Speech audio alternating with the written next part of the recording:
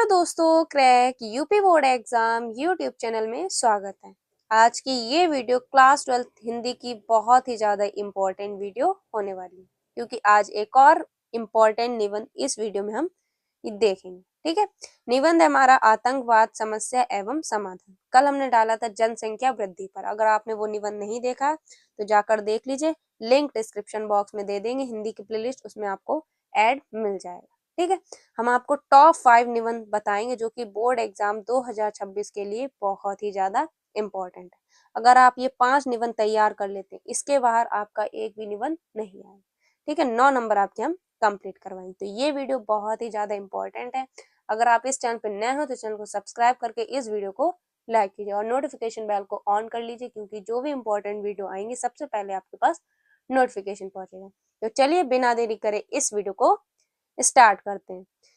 तो सबसे पहले आपको हमने कल भी बताया था कि कोई भी निबंध कर रहे हैं, सबसे पहले आपको क्या करना है, याद करने की ट्रिक है, रूपरेखा आप उसकी याद कर लीजिए कि कौन कौन सी हेडिंग आपको निबंध में बनानी होगी। ठीक है, तो 2 हेडिंग तो सेम होती, पहली और आखिरी, प्रस्तावना और उपसंहार। ये हेडिंग तो सेम है। अंदर जो भी आपको हेडिंग लिखनी बस वो याद कर लेनी।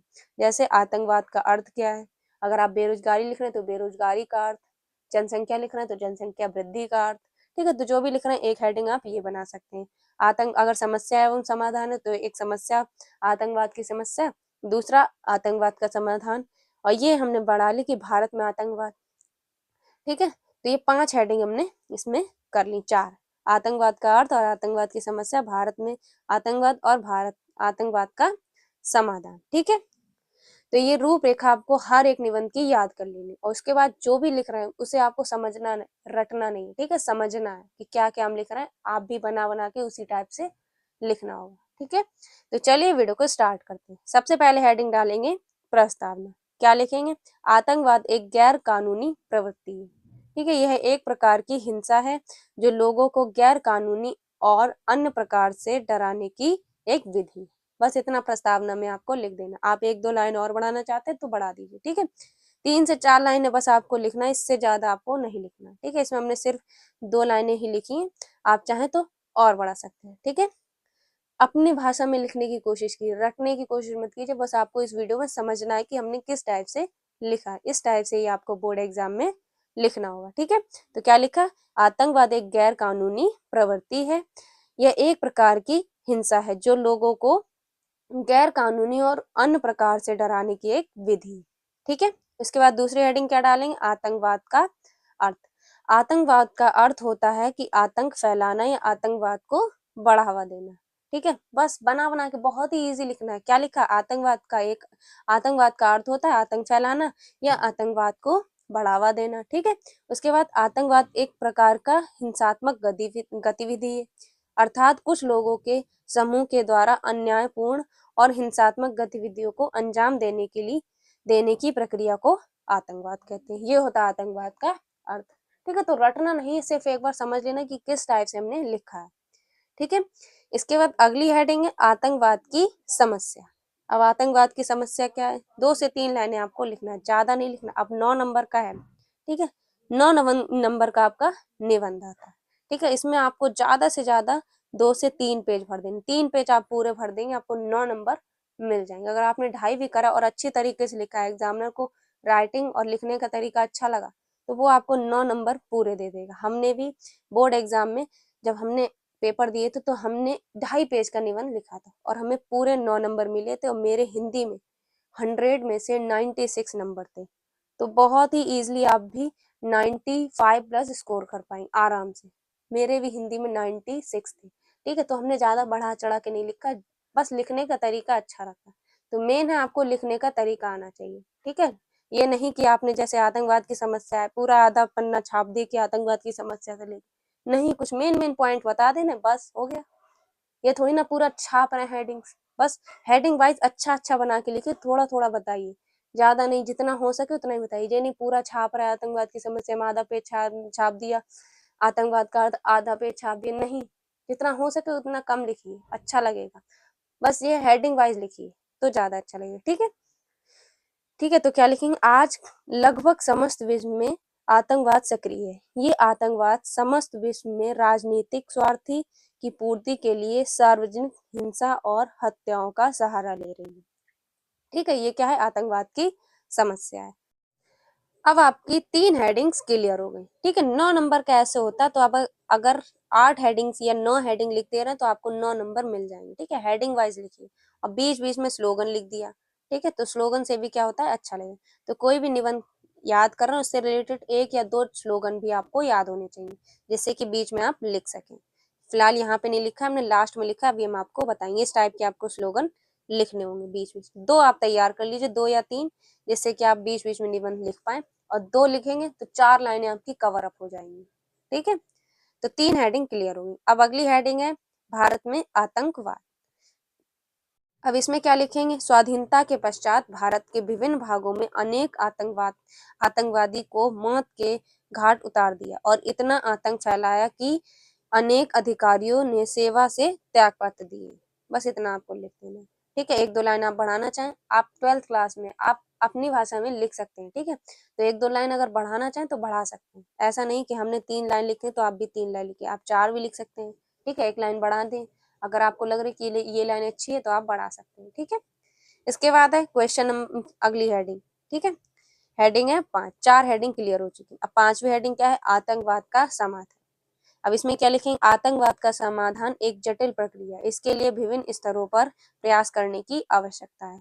कुछ प्रमुख समाधान इस प्रकार। इतना लिखने के बाद फिर आपको हेडिंग वाइज लिखना हो। अब समाधान कौन, बहुत से हो सकते हैं। राजनीतिक समाधान, सबसे पहली हेडिंग क्या डाली, राजनीतिक समाधान।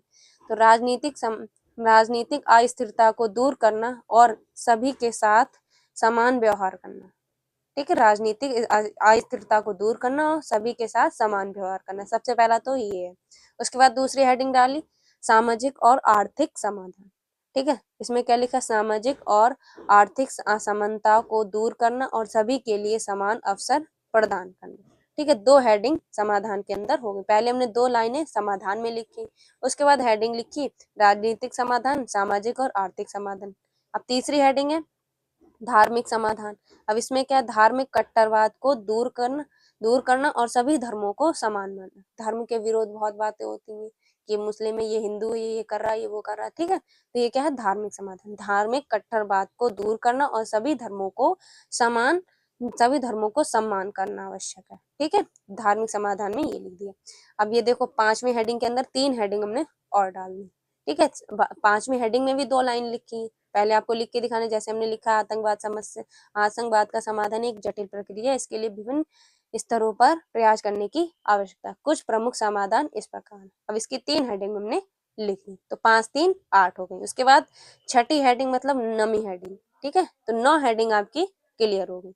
वैसे देखा जाए तो 6 हेडिंग है। ठीक है, अब उपसंहार में क्या लिखेंगे, तो आतंकवाद एक वैश्विक चुनौती है जिसका समाधान आवश्यक है। इसके लिए सभी देशों को मिलकर प्रयास करने की आवश्यकता है।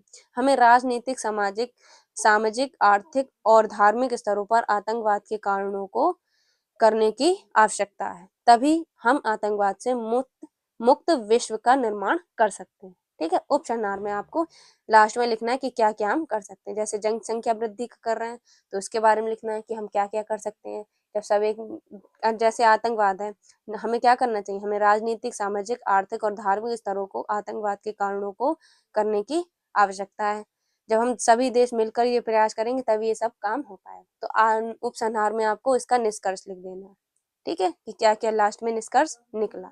ठीक है, अब यहाँ पे आपका निबंध कंप्लीट हो गया। अब एक अच्छा सा आपने यहाँ पे लिख दिया श्लोक, आतंकवाद से लड़ो, शांति में प्रवेश करो। ठीक है, आतंकवाद से लड़ो, शांति में प्रवेश करो। ठीक, तो जो भी लिखना है, जैसे जनसंख्या वृद्धि, खुशी परिवार, सुखी परिवार, ये जनसंख्या वृद्धि के लिए हो गया। तो इस प्रकार के 2-3 आपको स्लोगन याद कर लेने। ठीक है, तो इस टाइप से ही आपको निबंध लिखना, ज्यादा बड़ा नहीं लिखना। अब ये ब्लैंक पेज पे हमने लिखा तो काफी एक ही में ये आ गया। अगर आप ये अपनी बोर्ड एग्जाम की कॉपी में लिखेंगे तो ये 3 पेज आपके आराम से भर देगा, और बीच में आप 2 स्लोगन लिखेंगे तो आराम से आपके 3 पेज भर जाएंगे, और 3 पेज मतलब 9 नंबर आपके कंप्लीट। ठीक है, तो ये मत सोचिएगा कि 9 नंबर का निबंध है, हम 9 पेज का लिखेंगे, 4-5 पेज का लिखेंगे, नहीं, 9 नंबर का है, आप 3 से 2.5 से 3 पेज लिख देंगे, आपको 9 नंबर कंप्लीटली मिलेंगे। बस अच्छे से आपको लिखना हो, क्योंकि हिंदी का पेपर काफी बड़ा होता है। अगर आप ये सोच में कि हम 4 से 5 पेज का निबंध लिखेंगे तो नहीं, ज़्यादा कॉपी भरने से भी नंबर नहीं मिलते हैं, ठीक है। तो ये वीडियो कैसी लगी एक बार कमेंट बॉक्स में बताइए, और जो कल हमने जो निबंध डाला था, अगर आपने वो वीडियो नहीं देखी तो हिंदी की प्लेलिस्ट आपको इम्पोर्टेंट लिंक डिस्क्रिप्शन बॉक्स में मिल जाएगी, जिसमें हमने 150 प्लस MCQ क्वेश्चन करवा दिए, उनकी भी वीडियो आपको उस प्लेलिस्ट में मिल जाएगी। रस चंद अलंकार की 1 शॉर्ट वीडियो डाल दी है, पत्र भी आपको इम्पोर्टेंट करवा दिए, निबंध भी करवा दिए, और हमने लेखक एवं कवि के परिचय भी करवा दिए। तो वो प्लेलिस्ट काफी इंपॉर्टेंट है, लिंक डिस्क्रिप्शन बॉक्स में जाकर देख लीजिए। मिलते हैं आपसे एक और नेक्स्ट वीडियो में। अगर आपको कोई भी टॉपिक पर वीडियो चाहिए तो कमेंट बॉक्स में बता दीजिए, उस पर आपको जल्द ही वीडियो मिल जाएगी। मिलते हैं आपसे एक और नेक्स्ट वीडियो में, तब तक के लिए जय हिंद, जय भारत।